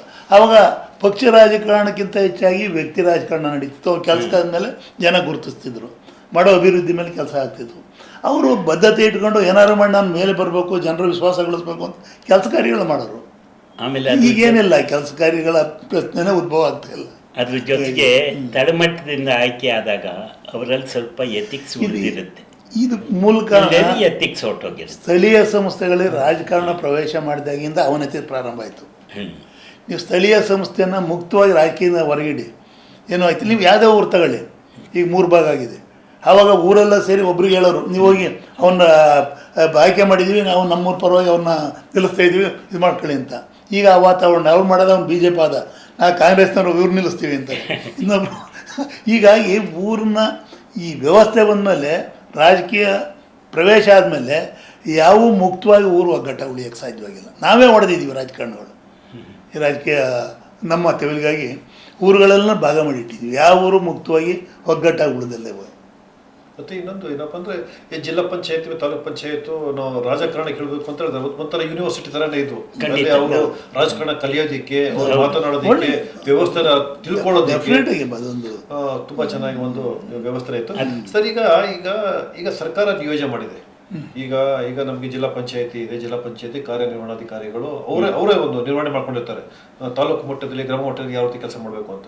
ಮತ್ತೆ ಅದಕ್ಕೂ ಮತ್ತೆ ಜಿಲ್ಲಾ ತಾಲೂಕ್ ಪಂಚಾಯತಿಯಲ್ಲಿ ಅವ್ರ ಮೆಂಬರ್ಗಳಿರ್ತಾರಲ್ಲ, ಅವ್ರದ್ದು ಒಂಥರ ಒಂದು ಆಡಳಿತ ವ್ಯವಸ್ಥೆ ಇರುತ್ತೆ. ಏನು ವ್ಯತ್ಯಾಸ ಕಂಡು ಬರ್ತದೆ ಸರ್ ನಿಮ್ಮ ದೃಷ್ಟಿಕೋನ ಒಳಗಡೆ? ಯಾಕೆ ಹೇಳ್ತಿದ್ದೀರಿ ಅಂತ ಹೇಳಿದ್ರೆ, ಈಗೆಲ್ಲ ಒಂದ್ ಕಡೆ ಜಿಲ್ಲಾ ಪಂಚಾಯತಿ ಅಧಿಕಾರಿಗಳು ನಾವು ಚೆನ್ನಾಗಿ ಕೆಲಸ ಮಾಡ್ತಾ ಇಲ್ವಾ ಅಂತ ಅನಿಸ್ಬೋದು ಅವರಿಗೆ. ಯಾವ ಸರ್ಕಾರ ಇರುತ್ತೆ ಅದ್ರ ಪರವಾಗಿ ಅಧಿಕಾರಿಗಳು ನಡ್ಕೋತಾರೆ. 100% ಅದು ಸರ್ಕಾರ ಪರವಾಗಿ ನಡ್ಕೋತಾರೆ. ಅದು ಆಗಬಾರ್ದು. ಜಿಲ್ಲಾ ಪಂಚಾಯತಿಗೆ ಉದಾಹರಣೆಗೆ ಹಾಸನ ಜಿಲ್ಲೆಯಲ್ಲಿ ಜಿಲ್ಲಾ ಪಂಚಾಯತಿ ಅಧ್ಯಕ್ಷರು ಏನಿರ್ತಾರೆ, ಅವರು ಅಲ್ಲಿ ಇರ್ತಕ್ಕಂಥ ಸದಸ್ಯರುಗಳು ಅಭಿಪ್ರಾಯ ತಗೊಂಡು ಅದರಂತೆ ಆಡಳಿತ ನಡೆಸ್ತಾರೆ. ಆದರೆ ಜಿಲ್ಲಾ ಪಂಚಾಯತಿ ಅಧ್ಯಕ್ಷರೇ ಇಲ್ಲದೇ ಇದ್ದಾಗ ಸರ್ಕಾರ ಅಥವಾ ಡಿಸ್ಟ್ರಿಕ್ಟ್ ಮಿನಿಸ್ಟರ್ ಯಾರಿರ್ತಾರೆ ಅವರ ಪ್ರಭಾವಕ್ಕೊಳಗಾಗಿ ಆ ರೀತಿ ಮಾಡ್ತಾರೆ ಅಧಿಕಾರಿಗಳು. ಏನು ಮಾಡೋಕ್ಕಾಗಲ್ಲ, ವ್ಯವಸ್ಥೆ ಹಾಗಿರುತ್ತೆ. ಇಲ್ಲದೇ ನಿನ್ನನ್ನು ಟ್ರಾನ್ಸ್ಫರ್ ಮಾಡ್ತೀನಿ ಅಂತಾರೆ. ಇದು ವಸ್ತುಸ್ಥಿತಿ ನಾ ಹೇಳ್ತಕ್ಕಂಥದ್ದು. ಒಳಗಾಗಿ ಕೆಲಸ ಮಾಡಬೇಕಾಗತ್ತೆ. ಆದರೆ ಅಧ್ಯಕ್ಷರು ಚುನಾಯಿತ ಪ್ರತಿನಿಧಿಗಳಿದ್ದಾಗ ಮುಲಾಜಿಗೆ ಯಾತಕ್ಕೂ ಒಳಪಡಲ್ಲ. ಆಯಾ ಜಿಲ್ಲೆ ಚೀಫ್ ಮಿನಿಸ್ಟರ್ ಇದ್ದಾಗೆ ಜಿಲ್ಲಾ ಪಂಚಾಯತಿ ಅಧ್ಯಕ್ಷರು ಅವ್ರದ್ದೇನಿರುತ್ತೆ ಅಭಿಪ್ರಾಯ ಅದರಂತೆ ನಡ್ತೀಗ. ಆ ಥರ ಅಧಿಕಾರ ಸಿಕ್ಕಿದ್ದಕ್ಕೆ ಈ ಏನು ಈ ಶಾಸಕರು ಸ್ವಲ್ಪ ಅಸಮಾಧಾನ ಆಗಿದೆ. ಅವರ ಇದು ಸ್ಥಾನಗಳ ಮೌಲ್ಯ ಸ್ವಲ್ಪ ಕಡಿಮೆ ಆಯ್ತಾ ಬಂತು. ಇವರು ಜಿಲ್ಲಾ ಪಂಚಾಯತ್ ಮಟ್ಟದಲ್ಲಿ ಅಧ್ಯಕ್ಷರು ಸದಸ್ಯರುಗಳಿಗೆ ಕೆಲಸ ಮಾಡೋದು ಕಿಮ್ಮತ್ತು ಸಿಕ್ತು. ನಾವು ಕಾರ್ನರ್ ಆಗ್ತೀವಿ ಅನ್ನೋ ಬಯಕೆ ಸ್ವಲ್ಪ ವ್ಯವಸ್ಥೆನ ಬದಲಾವಣೆ ಮಾಡಿ ನಜೀರ್ ಸಾಬ್ ತಂದಂಥ ವ್ಯವಸ್ಥೆ ತುಂಬ ಅಚ್ಚುಕಟ್ಟಾಗಿತ್ತು, ಭಾರಿ ಚೆನ್ನಾಗಿತ್ತು. ಆಮೇಲೆ ಬದಲಾವಣೆಗಳು ಶುರುವಾದವು. ಅದಾದಮೇಲೆ ಅಂಥ ಎಫೆಕ್ಟಿವ್ ಆಗಿ ಉಳಿದಿಲ್ಲ ಜಿಲ್ಲಾ ಪಂಚಾಯತ್ ತಾಲೂಕು ಪಂಚಾಯತ್. ಸರಿ, ಈಗ ಒಬ್ಬ ಅಧಿಕಾರಿ, ಈಗ ನಾವು ಒಂದು ಗ್ರಾಮೀಣ ಮಟ್ಟಿಗೆ ಹೋಗ್ಬಿಡೋಣ, ಒಂದು ಹಳ್ಳಿಗೆ ಹೋಗ್ಬಿಡೋಣ ನಾವೀಗ. ಅಲ್ಲಿ ಒಬ್ಬ ಅಧಿಕಾರಿ ಆ ಗ್ರಾಮೀಣದ ಸಮಸ್ಯೆಗಳನ್ನು ಬಗೆಹರಿಸೋದಕ್ಕೂ ಒಬ್ಬ ಜನಪ್ರತಿನಿಧಿ, ತಾಲೂಕ್ ಪಂಚಾಯತಿ ಮೆಂಬರು ಅಥವಾ ಜಿಲ್ಲಾ ಪಂಚಾಯತಿ ಮೆಂಬರು, ಅವನು ಆ ಸಮಸ್ಯೆಗಳನ್ನ ನೋಡಿ ಬಗೆಹರಿಸೋದಕ್ಕೆ ಏನು ವ್ಯತ್ಯಾಸ ಅಂದರೆ, ಈಗ ಒಂದು ಸಣ್ಣ ಉದಾಹರಣೆ ತಮ್ಗೆ ಹೇಳೋದು. ಗ್ರಾಮ ಪಂಚಾಯತಿನಲ್ಲಿ ಇವತ್ತು ಗ್ರಾಮ ಸಭೆ ನಡೆಯುತ್ತೆ. ನೀವು ಹಾಗೆ ಒಂಚೂರು ರೆಕಾರ್ಡನ್ನು ಗ್ರಾಮ ಸಭೆಯಲ್ಲಿ ಏನೇನು ರೆಸೊಲ್ಯೂಷನ್ ಆಗಿರುತ್ತೆ ತೆಕ್ಕಳಿ, ಅದು ಜಿಲ್ಲಾ ಪಂಚಾಯತಿಯಲ್ಲಿ ಇಂಪ್ಲಿಮೆಂಟ್ ಆಗಿರುತ್ತೆ. ಈಗ ಈ ಜಿಲ್ಲಾ ಪಂಚಾಯತಿ ಅಧ್ಯಕ್ಷರು ಇಲ್ಲದೇ ಇದ್ದಾಗ ಇಂಪ್ಲಿಮೆಂಟ್ ಆಗೋಲ್ಲ. ನಾನು ಹೇಳಿದ ಹಾಗೆಯೇ ಡಿಸ್ಟ್ರಿಕ್ಟ್ ಮಿನಿಸ್ಟ್ರು ಅಥವಾ MLAಗಳು ಏನು ಪ್ರಭಾವ ಬೀರ್ತಾರೆ ಅದ್ರ ಮೇಲೆ ಇಂಪ್ಲಿಮೆಂಟ್ ಆಗುತ್ತೆ. ಅಲ್ಲಿಗೆ ಸಾಮಾನ್ಯ ಜನರ ಏನು ಹಕ್ಕಿದೆ ಅದನ್ನು ಇವತ್ತು ಕಸ್ಕೊಂಡಿದ್ದಾರೆ ಅಂತ ನಾನು. ಗ್ರಾಮ ಸಭೆ ಒಳಗಡೆ ಮೊದಲು ಅಧಿಕಾರಿಗಳು ಬರ್ತಾ ಇತ್ತಿಲ್ಲ, ಈಗ ಬರ್ತಾನೂ ಇಲ್ಲ ಅಧಿಕಾರಿಗಳು. ಅವಶ್ಯಕತೆ ಇಲ್ವಲ್ಲ. ಅಧಿಕಾರಿಗಳು 3 ವರ್ಷ ಇರ್ತಾರೆ, 5 ವರ್ಷ ಇರ್ತಾರೆ, ಹೋಗ್ತಾರೆ. ಬಟ್ ಆ ಸ್ಥಳೀಯ ಪ್ರತಿನಿಧಿ ಇರ್ತಾನಲ್ಲ, ಅವನು ಆ ಜನರ ಮಧ್ಯೆ ಇರ್ತಾನೆ. ಇವತ್ತೆಲ್ಲ ನಾಳೆ ಜನರಿಗೆ ಉತ್ತರ ಅದರಿಂದ ಅವನಿಗೆ ಸ್ವಲ್ಪ ಜವಾಬ್ದಾರಿ ಇರುತ್ತೆ. ನಾನು ಜನರ ಮಧ್ಯೆ ಇರಬೇಕಾಗುತ್ತೆ. ಒಂದು ಪಕ್ಷ ಅಧಿಕಾರ ಹೋದ್ಮೇಲೂ ನಾನು ಅವ್ರಿಗೆ ಉತ್ತರ ಕೊಡೋ ಪರಿಸ್ಥಿತಿ ಬರ್ಬೋದು. ನಾನು ಇಕ್ಕಟ್ಟು ಸಿಗಬಾರ್ದು ಅನ್ನೋ ಭಯನೂ ಇರುತ್ತೆ. ಜನರ ಮಧ್ಯೆ ನಾನು ಬೆಳಿಬೇಕು ಅನ್ನೋ ಆಸೆನೂ ಇರುತ್ತೆ. ಆದ್ದರಿಂದ ಜನರ ಮಧ್ಯೆ ಬರುವಂಥ ತೀರ್ಪು ಅಚ್ಚುಕಟ್ಟಾಗಿರುತ್ತೆ ಹೊರತು ಅಧಿಕಾರಿಗಳಿಂದ ಬಂದು ಅಧಿಕಾರ ಮಾಡೋ ಆ ಅಧಿಕಾರಿಗೆ ಇನ್ಯಾವುದೋ ಪ್ರಭಾವಿ ವ್ಯಕ್ತಿ ಒತ್ತಡ ಹಾಕಿ ಮಾಡಿಸಿರ್ತಾನೆ. ನೀವು ಗ್ರಾಮ ಪಂಚಾಯತಿಲಿ ಆಗೋ ತೀರ್ಮಾನಗಳು, ಗ್ರಾಮ ಸಭೆಯಲ್ಲಿ ಆಗೋ ತೀರ್ಮಾನಗಳು ಯಥಾವತ್ತಾಗಿ ಅಧಿಕಾರಿ ರೆಕಾರ್ಡ್ ಮಾಡ್ಕೊಳ್ಳೋಕೆ ಅವಕಾಶ ಇಲ್ಲದೆ ಬೇರೆ ಪ್ರಭಾವದಿಂದ ಬದಲಾವಣೆಗಳು ಆಗ್ಬೋದು. ಇವಕ್ಕಾಗೂ ಅವಕಾಶ ಇರಲ್ಲ. ಹೆಚ್ಚಿನ ಭಾಗ ಬದಲಾವಣೆ ಆಗುತ್ತೆ, ಆಗಬಹುದು ಅಲ್ಲ, ಹಾಗೆ ಆಗ್ತಾ ಇದೆ ನಾವು ನೋಡಿದಾಗೆ. ಮತ್ತೆ ನಮ್ಮ ವೀಕ್ಷಕರಿಗೆ ಒಂದು ಮಾಹಿತಿ ಹೋಗ್ಲಿ ಅಂತ ಹೇಳಿ, ಈಗ ಜಿಲ್ಲಾ ಪಂಚಾಯತ್ ತಾಲೂಕ್ ಪಂಚಾಯತಿಲಿ ಈಗ ನಮ್ಮ ವ್ಯವಸ್ಥೆ ಇದೆ. ರಸ್ತೆ, ನೀರು, ಬೆಳಕು, ಬೇರೆ ಬೇರೆ ಬೇರೆ ಬೇರೆ ಎಲ್ಲ ಇದಾವೆ, ಅಂಗನವಾಡಿ ಅಂತ ಎಲ್ಲ ಇದಾವೆ. ಈ ಜಿಲ್ಲಾ ಪಂಚಾಯತ್ ತಾಲೂಕ್ ಪಂಚಾಯತಿ ವ್ಯಾಪ್ತಿ ಒಳಗಡೆ ಯಾವ್ಯಾವ ಇಲಾಖೆಗಳು ಬರ್ತವೆ ಅಂತ? ಈ ರೆವೆನ್ಯೂ ಮತ್ತು ಪೊಲೀಸು, ರೆವೆನ್ಯೂ ಮತ್ತು ಸಬ್ ರಿಜಿಸ್ಟ್ರಾರ್ ಆಫೀಸು, ಇದನ್ನು ಹೊರತುಪಡಿಸಿ ಇನ್ನೆಲ್ಲ 32 ಇಲಾಖೆ, ಕಂದಾಯ, ಪೊಲೀಸು, ಸಬ್ಜೆಕ್ಟ್ ಬಿಟ್ಟು ಎಲ್ಲ ಬರ್ತವೆ. ಎಲ್ಲ ಬರುತ್ತೆ. ಜಿಲ್ಲಾ ಪಂಚಾಯತ್ ಆಸ್ಪತ್ರೆಗಳು, ಎಲ್ಲ ಬರುತ್ತೆ, ಎಲ್ಲ ಬರುತ್ತೆ. ಅದಕ್ಕೆ ಸ್ಟ್ಯಾಂಡಿಂಗ್ ಕಾಲೇಜು, ಮಂತ್ರಿಗಳು ಇದ್ದ ಹಾಗೆ ಸ್ಟ್ಯಾಂಡಿಂಗ್ ಕಮಿಟಿ ಚೇರ್ಮನ್ ಇರ್ತಾರೆ, ಹೆಲ್ತ್ ಆ್ಯಂಡ್ ಎಜುಕೇಷನ್ನು, ಆಮೇಲೆ ಸೋಷಿಯಲ್ ಜಸ್ಟಿಸ್ಗೆ ಇರ್ತಾರೆ, ಆಮೇಲೆ ಎಲ್ಲದಕ್ಕೂ ಕಮಿಟಿನೂ ಇರುತ್ತೆ. ಅವರು ಮಿನಿಸ್ಟ್ರಿ ಇದ್ದಾಗೆ, ಜಿಲ್ಲಾ ಪಂಚಾಯತಿ ಅಧ್ಯಕ್ಷರು ಮುಖ್ಯಮಂತ್ರಿ ಇದ್ದಾಗೆ ಹೆಚ್ಚು ಕಮ್ಮಿ ಆಯಾ ಜಿಲ್ಲೆಯಲ್ಲಿ. ಅವರು ಏನೇನು ಸಜೆಷನ್ನು ಅದೆಲ್ಲ ಏನು ಮೀಟಿಂಗಲ್ಲಿ ಏನು ಬರುತ್ತೆ ಅದನ್ನು ಅನುಸರಿಸಿ ಜಿಲ್ಲಾ ಪಂಚಾಯತಿಲಿ ನಿರ್ಣಯ ತಗೋತಾರೆ. ರಾಜಕೀಯ ವ್ಯವಸ್ಥೆ ಯಾವ ಪಕ್ಷವಾರು ಎಲೆಕ್ಟ್ ಆಗಲಿ, ಸ್ಟೇಟ್ ಗೌರ್ಮೆಂಟ್ ಯಾವುದಾದ್ರೂ ಇರಲಿ ಅಂದರೆ, ಬಟ್ ಈ ವ್ಯವಸ್ಥೆ ಒಳಗಡೆ ಜಿಲ್ಲಾ ಪಂಚಾಯತಿ, ತಾಲೂಕ್ ಪಂಚಾಯತಿ ಚುನಾವಣೆಯನ್ನು ಮಾಡಬೇಕಾದ್ದು ಅನಿವಾರ್ಯ, ಅತಿ ಅವಶ್ಯಕತೆ ಇದೆ ಇವತ್ತು. ಯಾಕೆಂದರೆ ನೀವು ನೋಡಿದ ಹಾಗೆ ಟಾಪ್ ಲೆವೆಲ್ ಲೀಡರ್ಸ್ ಯಾರ್ಯಾರು ಇದ್ದಾರೆ ನೀವು ಹಾಗೆ ಮನಸ್ಸಲ್ಲಿ ನೋಡ್ಕೊಳ್ಳಿ. ಅವರೆಲ್ಲ ರಾಜಣ್ಣವ್ರು ಹೇಳಿದಾಗ ತಾಲೂಕ್ ಪಂಚಾಯತಿಗೆ ಬಂದವ್ರೆ. ಈವನ್ ನಮ್ಮ ಮಾಜಿ ಪ್ರಧಾನಿಗಳು ತಾಲೂಕ್ ಮೆಂಬರ್ ಆಗಿದ್ದವರು ಅವರು. ಯಾಕೆ ಅಂದರೆ ಅವರಲ್ಲಿ ಆ ಮಟ್ಟದಿಂದ ಬಂದಾಗ ಜನದ ಕಷ್ಟ ಸುಖ ಗೊತ್ತಿರುತ್ತೆ, ಒಂದು ಎಥಿಕ್ಸ್ ಬೆಳೆಸ್ಕೊಂಡಿರ್ತಾರೆ. ಇವತ್ತಿನ ರಾಜಕಾರಣಿಗಳೆಲ್ಲ ಎಥಿಕ್ಸು ನಾನು ಮಾತಾಡೋದಲ್ಲ, ಆದರೂ ಹೇಳ್ತೀನಿ, ವಿಧಿ ಇಲ್ಲ ನನಗೇನು ಯಾವ ಇದಿಲ್ಲ. ರಿಯಲ್ ಎಸ್ಟೇಟು ಮತ್ತು ಬೇರೆ ಥರದ ದಂಧೆ ಇರ್ತಕ್ಕಂಥವ್ರೆ ಹೆಚ್ಚಿನ ಭಾಗ ಆಯ್ಕೆ ಆಗ್ತಾರೆ. ಏನು ಮಾಡೋಕ್ಕಾಗಲ್ಲ, ಆ ವ್ಯವಸ್ಥೆ ಅಲ್ಲಿಗೆ ತಲುಪಿದ್ದೀವಿ ನಾವು.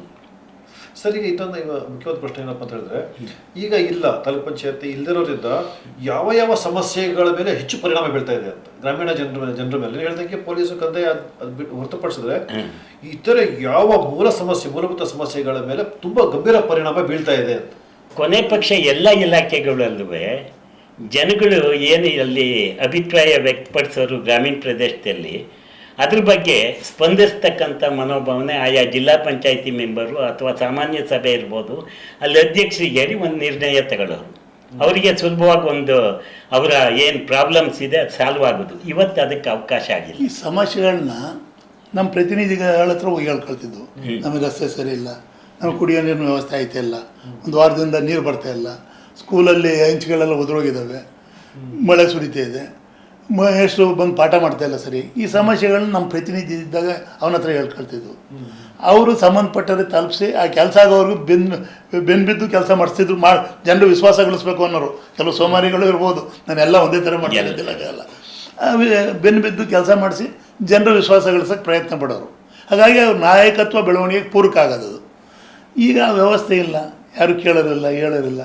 ಈಗ ನೀವು ಸಣ್ಣ ಪುಟ್ಟ ಒಂದು ರೆವಿನ್ಯೂ ಇಲಾಖೆಯಲ್ಲಿ ನಡೆಯೋ ಅಕ್ರಮಗಳು, ಅಧಿಕಾರ ನಡೀತಿರೋ ಲೂಟಿ, ಇದನ್ನು ಅಟ್ಲೀಸ್ಟ್ ಅವ್ರು ನಮ್ಮ ಪ್ರತಿನಿಧಿ ಅಂತ ಇದ್ದರೆ ಆ ಊರಿನ ಜನ ಅವನ್ನ ಕರ್ಕೊಂಡೋಗಿ ಅಟ್ಲೀಸ್ಟ್ ಅವ್ರ ಮುಂದೆ ಗಲಾಟೆ ಮಾಡೋದು ಅಥವಾ ನ್ಯಾಯ ಕೇಳೋದು, ಏನಾದ್ರು ಒಂದು ವ್ಯವಸ್ಥೆ ಆಗ್ತಾಯಿತ್ತು. ಈಗ ಯಾರು ಹೇಳೋರು ಕೇಳೋರು ಇಲ್ದಂಗೆ ತೆಳಿವಾಗಿ ನಮ್ಮ ಪ್ರತಿನಿಧಿ, ನಮ್ಮವರು, ನಮ್ಮ ಪರವಾಗಿ ಕೇಳೋರು, ನಮ್ಮ ನಾಯಕರಿದ್ದಾರೆ ಅಂತ ಹೇಳ್ಕೊಳ್ಳೋ ಪರಿಸ್ಥಿತಿನೆಲ್ಲ ಆಗಾಗಿದೆ. ಹೌದು, ನೀವು ತುಂಬ ಚೆನ್ನಾಗಿ ಹೇಳಿದ್ರೆ. ಯಾಕಂತ ಹೇಳಿದ್ರೆ ಈಗ ಒಬ್ಬ ಜನಪ್ರತಿನಿಧಿಗಳ ಹತ್ರ ಹೋಗಿ ಒಂದು ಮನವಿನ ಕೊಡೋದು ಒಂದು ಸಂಪ್ರದಾಯ ಇದೆ. ಈಗ ಅಧಿಕಾರಿಗಳ ಹತ್ರ ಕೊಡೋದು ಅಂದ್ರೆ ಅದು ಡಿ ಸಿ ಆಫೀಸ್ ಬಂದು ಪ್ರತಿಭಟನೆ ಮಾಡೇ ಕೊಡ್ಬೇಕು ಅನ್ನೋ ಒಂದು ಮನೋಭಾವನೆ ಇದೆ. ಈಗ ಡಿ ಸಿ ಅರ್ಥ ಆಗ್ಬೇಕು ಅಂದ್ರೆ ಎಲ್ಲರಿಗೂ ಗೊತ್ತಾಗಬೇಕು, ಪ್ರತಿಭಟನೆ ಆಗ್ಬೇಕು, ಮೀಡಿಯಾದಲ್ಲಿ ಬರಬೇಕು, ಮಾಡಬೇಕು ಅಂತ. ಅವನಿಗೆ 24 ಗಂಟೆ ಯಾವಾಗ ಬೇಕಾದ್ರೂ ಸಿಗ್ತಾನೆ ಜನಪ್ರತಿನಿಧಿ. ಅವನು ಜಿಲ್ಲಾ ಪಂಚಾಯತಿ ಮೆಂಬರ್ ಆಗಿರ್ಬೋದು, ತಾಲೂಕು ಪಂಚಾಯತ್ ಮೆಂಬರ್ ಆಗಿರ್ಬೋದು, ಅಧ್ಯಕ್ಷರಾಗಿರ್ಬೋದು. 24 ಗಂಟೆ ಸಿಗ್ತಾರೆ, ಮನೆಗೆ ತೊಗೊಂಡು ಹೋಗ್ತಾರೆ, ಕೊಡ್ತಾರೆ, ಬೇಕಾದ್ರೆ ಬರ್ತಾರೆ. ಅಧಿಕಾರ ಚಲಾಯಿಸಿ ಕೇಳ್ತಾರೆ, ನೀನು ಓಟ್ ಕೊಟ್ಟಿಲ್ವಾ, ಕೆಲಸ ಮಾಡಿ ಎಷ್ಟು ದಿವಸ ಆಯ್ತು ಬಂದಿದ್ದೀನಿ ನಮ್ಮೂರ್ ಕಡೆ ಅಂತಾರೆ. ಏಕವಚನದಲ್ಲಿ ಮಾತಾಡ್ತಾರೆ. ಇಲ್ಲಿ ಮಾತಾಡೋದು ಕೇಸ್ ಆಗ್ಬಿಡ್ತಾರೆ. ಹೌದು. ಈಗ ಅವನು ನಾಯಕತ್ವ ಬೆಳೆಸ್ಕೋಬೇಕು, ನಮ್ಮ ಮುಂದೆ ಬರಬೇಕು, ಮತ್ತೆ ಜಿಲ್ಲಾ ಪಂಚಾಯತಿ ಅಧ್ಯಕ್ಷನು MLA ಆಗಬೇಕು ಅನ್ನೋ ಮನೋಭಾವನೆ ಇರುತ್ತೆ. ಅದರಿಂದ ಅವರು ಹೆದರ್ಕೊಂಡು ಕೆಲಸ ಮಾಡ್ತಾರೆ ಜನಪ್ರತಿನಿಧಿ. ಅಲ್ಲ, ಇದು ಬೇಲೂರಲ್ಲಿ ಆಗಿದೆ ಒಂದು, ಅವನು ಅದೇ ಸರ್ವೆ ಮಾಡಲಿಲ್ಲ ಅಂತ ಹೇಳಿ ಮಂಜೂರು ಮಾಡದ ಅಂತ ಒಬ್ಬ ರೈತ, ಅದು ಎಷ್ಟು ಸುಳ್ಳು ಸತ್ಯ ತನಿಖೆ ಆಗ್ತಾ ಇದೆ. ಗನ್ ತಗೊಂಡು ನನಗೆ ಅಪ್ಪ ಮಗ ಹೊಡೆಗೆ ಬಂದು, ಅಂದ್ರೆ ಈಗ ಜನಸಾಮಾನ್ಯರು ಅಧಿಕಾರಿಗಳ ಮೇಲೆ ಈಗ ಅದಿರೋದಿಲ್ಲ. ಈಗ ಆಯ್ಕೆ ಆಗಿರ್ತಾನಲ್ಲ, ಅವಾಗ ಏನಿರೋದಿಲ್ಲ, ಅವ್ನು ಓಟ್ ಕೊಟ್ಟಿಲ್ವಾ ಮಾಡ್ಕೊಡು ಅಂತಾರೆ. ಇಲ್ಲಿ ಅಧಿಕಾರಿಗಳ ಜೊತೆ ಕೇಳಕ್ ಹೋದಾಗ ಅವ್ರು ಏನ್ ಬೇಕಾದ್ರೂ ಮಾಡ್ಬೋದು. ನನ್ನ ಕರ್ತವ್ಯ ಕೆಲವಪ್ಪ ಮಾಡ್ದ ಅಂತ ಹೇಳ್ಬಿಟ್ಟು 5 ಸೆಕ್ಷನ್ಗಳು ಹಾಕ್ಬಿಟ್ಟು ಅವ್ರು ಮಾತಾಡ್ದಂಗೆ ಮಾಡ್ಬೋದು. ಈ ತರ ಆಗೋದು. ಸರ್, ಈಗ ಅಧಿಕಾರಿ, ಈಗ ಪ್ರಜಾಪ್ರಭುತ್ವ ವ್ಯವಸ್ಥೆ ಇದೆ, ಒಂದು ಪ್ರಜಾಪ್ರಭುತ್ವ ವ್ಯವಸ್ಥೆ ಇದೆ. ಪಂಚಾಯತ್ ರಾಜ್ ವ್ಯವಸ್ಥೆನೂ ಕೂಡ ನಾವು ಒಪ್ಕೊಂಡಿದ್ದೀವಿ. ತುಂಬ ಚೆನ್ನಾಗಿ ಅಚ್ಚುಕಟ್ಟಾಗಿ ನಡೆದು ಬರ್ತಾ ಇದೆ. ಈಗ ಚುನಾವಣೆ ನಡೆಸದಲ್ಲೇ ಇರುವಂಥ ಮನಸ್ಥಿತಿ ಇದೆಯಲ್ಲ, ಆ ಮನಸ್ಥಿತಿಯ ಒಳಗಡೆ ಇದನ್ನು ರದ್ದು ಮಾಡಿಬಿಟ್ಟು ಬರೀ ಅಧಿಕಾರಿಗಳಿಂದಲೇ ಈ ಪಂಚಾಯತ್ ರಾಜ್ ವ್ಯವಸ್ಥೆಯ ಒಂದು ಸಂಪ್ರದಾಯ ಇದೆಯಲ್ಲ, ನಾನು ನಡೆದುಕೊಂಡು ಬರ್ತಾ ಇದೆಯಲ್ಲ, ಅದನ್ನ ಅಧಿಕಾರಿಗಳ ಮುಖಾಂತರ ನಡೆಸಬಹುದು, ಸಕ್ಸಸ್ ಆಗ್ಬೋದು ಅನ್ಸುತ್ತೆ ಸರ್. ನಮ್ಮದು ಪ್ರಜಾಪ್ರಭುತ್ವ ಆಗಲ್ಲ, ಡಿಕ್ಟೇಟರ್ಗೆ ಕೈಗೆ ಶಾಸಕಾಂಗ ತೆಗೆದುಬಿಟ್ಟು ಬರೀ ಕಾರ್ಯಾಂಗನ ಮಾತಾಡ್ಕೊಳ್ಳೋದು ಅಂತ. ಈಗ ಯಾವ ರೀತಿ ಅಸಾಧ್ಯ, ಯಾಕೆ ಅಸಾಧ್ಯ ಆಗಲ್ಲ? ಯಾಕೆ ಅಸಾಧ್ಯ ಆಗಲ್ಲ ಅಂದರೆ, ಇವತ್ತಿನ ವ್ಯವಸ್ಥೆ ಒಳಗಡೆ ಜಿಲ್ಲಾ ಮಂತ್ರಿಗಳು ಇರ್ತಾರೆ. ಜಿಲ್ಲಾ ಮಂತ್ರಿಗಳು ಹೇಗೆ ಆಗ್ತಿದೆ ನಿಮಗೆ ಪೂರ್ಣವಾದ ಮಾಹಿತಿ ಇದೆ, ನನಗೇನಿದೆಯೋ ಅದು ನಿಮಗೂ ಇದೆ, ಬಹುಶಃ ಅನುಭವವೂ ಆಗಿದೆ ಅನ್ಕತ್ತೀನಿ. ಅದರಿಂದ ಅವ್ರು ಏನು ಡೈರೆಕ್ಷನ್ ಕೊಡ್ತಾರೆ ಆ ಡೈರೆಕ್ಷನ್ ಮುಖಾಂತರ ನಡೆಯುತ್ತೆ. ನಾನು ಹೇಳೋದು ಜಿಲ್ಲಾ ಪಂಚಾಯತಿ ಇರ್ಬೋದು, ಗ್ರಾಮ ಪಂಚಾಯತಿ ಇರ್ಬೋದು, ಅದು ಕಾಂಗ್ರೆಸ್ ಬರಲಿ, BJP ಬರಲಿ ಅಥವಾ JDS ಬರಲಿ, ಅದು ಸೆಕೆಂಡ್ರಿ ನಾ ಹೇಳೋದು. ಬಟ್ ಆ ವ್ಯವಸ್ಥೆ ಇದ್ದಾಗ ಸಾಮಾನ್ಯ ಜನಕ್ಕೆ ಅವ್ರ ಕಷ್ಟ ಸುಖಗಳು ನೋವಿಗೆ ಸ್ಪಂದಿಸ್ತಕ್ಕಂಥ ಮನೋಭಾವನೆ ಆಗುತ್ತೆ. ಅದೇ ಅಧಿಕಾರಿಗೆ ಹಾಗಿರಲ್ಲ, ಅವ್ರ ಕಂಟ್ರೋಲ್ ಇರೋದು ಒಬ್ಬರ ಹತ್ರ. ಯಾರು ಯಾವ ಸರ್ಕಾರ ಇರುತ್ತೆಯೋ ಆ ಸರ್ಕಾರದ ಪರವಾಗಿ ಹೆಚ್ಚಿನ ಭಾಗ ಕೆಲಸ ಮಾಡ್ಕೊಂಡು ಹೋಗ್ತಾರೆ. ಇವತ್ತು ನಾವು ಆ ಥರ ಅತಿ ನಿಷ್ಠಾವಂತ ಅಧಿಕಾರಿಗಳು ಸ್ವಲ್ಪ ಕಮ್ಮಿ ಆಗಿದ್ದಾರೆ. ಅವರಿಗೆ ಹಲವಾರು ರೀತಿಯಲ್ಲಿ ಕಡಿವಾಣ ಹಾಕಿರ್ತಾರೆ ರಾಜ್ಯ ಮಟ್ಟದಲ್ಲಿ. ಅದರಿಂದ ಅಂಥವ್ರು ಕಮ್ಮಿ ಆಗಿದ್ದಾರೆ. ಅದರಿಂದ ನಾವು ಅವರಿಂದ ಎಕ್ಸ್ಪೆಕ್ಟ್ ಮಾಡೋಕ್ಕೆ ಆಗೋಲ್ಲ. ಎಲ್ಲ ಅದು ಹೇಳ್ಬೇಕು ಬೇಡ ಅಲ್ಲ, ಆ ಥರ ಅತಿಯಾಗಿ ಅಧಿಕಾರಿಗಳನ್ನ ಅವಲಂಬಿಸ್ಕೊಂಡು ಹೋಗೋದಾದ್ರೆ ಹಾಸನಾಂಬ ದೇವಸ್ಥಾನದ ಪಾಸ್ ಕೊಟ್ಟಂಗೆ ಆಗುತ್ತೆ. ಸ್ಪಷ್ಟ ಅದನ್ನ ನಾವು ಸೂಕ್ಷ್ಮವಾಗಿ ಹೇಳಿದೆ ಅಷ್ಟೇ. ಈ ಸತಿ ಎಲ್ಲ ಹೋಸತ್ತಿದುವೆ ಸೂಕ್ಷ್ಮವಾಗಿ ಅದನ್ನು ಹೇಳಿದೆ. ರಾಜಣ್ಣವ್ರು ಹೇಳಿದ್ದೆ ಯಾವ ರೀತಿ ಆಯಿತು, ಅಲ್ಲಿ ಹೋಮ ಮಾಡಿದ್ದು ಇನ್ನೊಂದು ಸೂಕ್ಷ್ಮವಾಗಿ ಹೇಳಿದೆ. ರಾಜಣ್ಣವ್ರು ಸ್ವಲ್ಪ ಕ್ಲಿಯರ್ ಆಗಿ ಹೇಳಿದ್ರು ಅಷ್ಟೇ. ಸರ್, ಇಷ್ಟು ಗಂಭೀರವಾದ ಸಮಸ್ಯೆಗಳು ಇದ್ದು ಗ್ರಾಮೀಣ ಜನರುಗಳು ಬಹಳ ಸಂಕಷ್ಟ ಪಡ್ತಾ ಇದ್ದಾರೆ. ಮೂಲಭೂತ ಸೌಕರ್ಯಗಳು ಅವರಿಗೆ ಸಿಗ್ತಾ ಇಲ್ಲ. ಕುಡಿಯೋ ನೀರಿನ ಸಮಸ್ಯೆ ಕಾಡ್ತಾ ಇದೆ, ರಸ್ತೆಗಳ ಸಮಸ್ಯೆ ಕಾಡ್ತಾ ಇದೆ, ವಿದ್ಯುತ್ ಸಮಸ್ಯೆ ಕಾಡ್ತಾ ಇದೆ, ಶಾಲೆಗಳು ಸ್ಥಿತಿಗಳಂತೂ ಹೇಳೋ ಹಾಗೆ ಇಲ್ಲ. ಆಸ್ಪತ್ರೆಗಳು ಕೂಡ ಇವುಗಳ ವ್ಯಾಪ್ತಿ ಒಳಗಡೆ ಬರ್ತವೆ, ಒಳ್ಳೆಯ ಔಷಧಿಗಳು ಸಿಗ್ತಾ ಇಲ್ಲ. ಅಂಗನವಾಡಿ ಒಳಗಡೆ ಸಮಸ್ಯೆಗಳಿದೆ, ಅಂಗನವಾಡಿಗಳಿಗೆ ಆಹಾರ ವಿತರಣೆಗಳು ಆಗ್ತಾ ಇಲ್ಲ. ಹೀಗೆ ಪ್ರತಿಯೊಂದು ಕೂಡ ಆಗ್ತಾ ಇದ್ರು ಕೂಡ ಯಾಕೆ ಸರ್ಕಾರ ಚುನಾವಣೆ ಮಾಡ್ತಾ ಇಲ್ಲ? ಇದಕ್ಕೆ ಈ ಒಂದು ಗಂಭೀರ ಪ್ರಶ್ನೆಗೆ ನಿಮ್ಮ ಹತ್ರ ಏನು ಉತ್ತರ ಸರ್? ಗಂಭೀರ ಪ್ರಶ್ನೆಗೆ ಮೇನ್ ಉತ್ತರ ಅಷ್ಟೇಯ. ಬಹುಶಃ ಇವತ್ತಿನ ಅವರ ಆಡಳಿತ ವ್ಯವಸ್ಥೆ ಇದೆಯಲ್ಲ, ಹಲವಾರು ಹಗರಣಗಳು ಏನೇನಿದೆ ಅದಕ್ಕೆ ಹೆದರ್ಕತ್ತಿದ್ದಾರೆ ಗ್ರಾಮೀಣ ಪ್ರದೇಶಕ್ಕೆ ಹೋಗೋಕ್ಕೆ. ನಗರ ಪ್ರದೇಶದಲ್ಲಿ ಅದು ಬೇರೆ ಪ್ರಶ್ನೆ, ಗ್ರಾಮೀಣ ಪ್ರದೇಶಕ್ಕೆ ಹೋಗೋಕ್ಕೆ ಹೆದರ್ಕತ್ತಿದ್ದಾರೆ. ಆ ಹೆದರಿಕೆನೇ ಚುನಾವಣೆ ಮಾಡೋದಕ್ಕೆ ಸ್ವಲ್ಪ ಹಿಂದೆ ಮುಂದೆ ನೋಡ್ತಿದ್ದಾರೆ ಅಂತ ನನ್ನ ಮನೋಭಾವನೆ. ನಾನು ಹೇಳಿದ್ದು ಇದೇ ಪಾಯಿಂಟಲ್ಲಿ, ಚುನಾವಣೆ ಪಕ್ಷದ ಆಧಾರದ ನಡೆಯೋದ್ರಿಂದ ಸರ್ಕಾರಗಳು, ಜನಪ್ರತಿನಿಧಿಗಳು, ಸ್ಥಳೀಯ ಸಂಸ್ಥೆಗಳಿಗೆ ಚುನಾವಣೆ ಮಾಡೋಕ್ಕೆ ಭಯಪಡ್ತಾರೆ. ಯಾಕೆಂದರೆ ಅದ್ರ ರಿಸಲ್ಟಿನ ಮೇಲೆ ಇವರ ಸ್ಥಾನಕ್ಕೆ ಧಕ್ಕೆ ಬರ್ಬೋದು ಅನ್ನೋ ಭಯ ಇದೆ. ಅದರಿಂದನೇ ಹೊರತಾಗಿ ನೀವು ಅದನ್ನು ಬಿಟ್ಬಿಡಿ, ಆ ತಲೆ ಕೆಡಿಸ್ಕೊಬಿಡಿ, ನೀವೇ ಅಧಿಕಾರದಲ್ಲಿರಿ, ವ್ಯವಸ್ಥೆನ ಹಾನಿ ಮಾಡಬೇಡಿ. ಸ್ಥಳೀಯ ಸಂಸ್ಥೆಗಳೇನಿದೆ ಅದು ಯಥಾವತ್ತಾಗಿ ಸಮಯಕ್ಕೆ ಸರಿಯಾಗಿ ಅದನ್ನು ಚುನಾವಣೆ ನಡೆಸಿ ಕೆಲಸ ಕಾರ್ಯಗಳನ್ನ ನಿರ್ವಹಿಸೋಕ್ಕೆ ಅವಕಾಶ ಮಾಡಿಕೊಡಿ. ನೀವು ಸರ್ಕಾರದವರು ಏನು ಸರ್ಕಾರ ನಡೆಸಬೇಕು, ಶಾಸಕರು ಇದ್ದರು ಸಂವಿಧಾನ ಮಾಡಬೇಕು, ಕಾಯ್ದೆ ಮಾಡಬೇಕು, ನೀವು ಮಾಡ್ಕೊಳ್ಳಿ, ಯಾರೂ ಅಡ್ಡಿ ಬರಲ್ಲ. ಅದು ಸ್ಥಳೀಯ ಸಂಸ್ಥೆಗೆ ಘಾಸಿ ಮಾಡಬೇಡಿ, ಆಘಾತ ಮಾಡಬೇಡಿ. ಜನ ಏನು ಇವತ್ತಿನ ಯುವಕರಿದ್ದಾರೆ, ನಾಯಕತ್ವ ರೂಢಿಸ್ಕೊಳ್ಳೋಕ್ಕೆ ಆಸ್ಪದ ಮಾಡಿಕೊಡಿ, ಅಭಿವೃದ್ಧಿ ಆಗೋಕ್ಕೆ ಅವಕಾಶ ಮಾಡಿಕೊಡಿ ಅಂತ ಒತ್ತಡ ಹಾಕ್ತೀನಿ. ಈಗ ರಾಜ್ಯಾಂಗ, ಕಾರ್ಯಾಂಗ, ನ್ಯಾಯಾಂಗ. ರಾಜ್ಯಾಂಗ ತಪ್ಪು ನಡೆದಾಗ ಕಾರ್ಯಾಂಗ ಕ್ರಮ ತಗೋಬೇಕು. ಅವರು ವೀಕ್ ಆಗಿದೆ. ಇವರಿಬ್ಬರು ವೀಕ್ ಆದಾಗ ನ್ಯಾಯಾಂಗನೇ ಬರ್ತಕ್ಕಂಥ ವ್ಯವಸ್ಥೆಗೆ ನಾವು ತಲುಪಿಬಿಟ್ಟಿದ್ದೀವಿ. ವಿಧಿ ಇಲ್ಲ, ಅದು ನಾವು ನಿಜವಾಗ್ಲೂ ಸಂತೋಷ ಪಡಬೇಕು. ಕೆಲವು ತೀರ್ಮಾನಗಳು ಏನು ಕೋರ್ಟಲ್ಲಿ ಇತ್ತೀಚೆಗೆ ಕೊಡ್ತಿದ್ದಾರೆ ಅದ್ರ ಬಗ್ಗೆ ಬಹಳ ಹೆಮ್ಮೆ ಇದೆ ಅಂತ ನಂಗೆ ಅನಿಸುತ್ತೆ. ಇಲ್ಲಿವರೆಗೆ ನಾವೊಂದು ವಿಶೇಷ ಚರ್ಚೆನ ಮಾಡೋದು. ಈ ಚರ್ಚೆ ಒಳಗಡೆ ಸತ್ಯನಣ್ಣವರು ಕೂಡ ಭಾಗವಹಿಸಿದರು, KM ರಾಜೇಗೌಡರು ಕೂಡ ಭಾಗವಹಿಸಿದರು.